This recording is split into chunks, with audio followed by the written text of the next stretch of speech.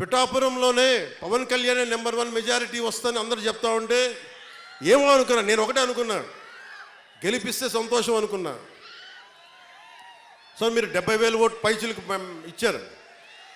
నేను అడిగాను, సార్ ఇదే ఎవరో వచ్చారు నా దగ్గరికి, మీదే నెంబర్ 1 మెజారిటీ అవుతుందని అడుగుతా ఉంటే అడిగాను, మొన్న అన్నారు కదా ఇప్పుడు ఏంటి పరిస్థితి అంటే, సారీ సార్ మీది కాదు, అటంతా వైజాగ్ ఉత్తరాంధ్ర ఏ మూలకెళ్ళినా 30,000 తక్కువ, 10,000 అసలు కనీసం 10,000 తక్కువ, ఎవరికి మెజారిటీలు తక్కువ లేవు.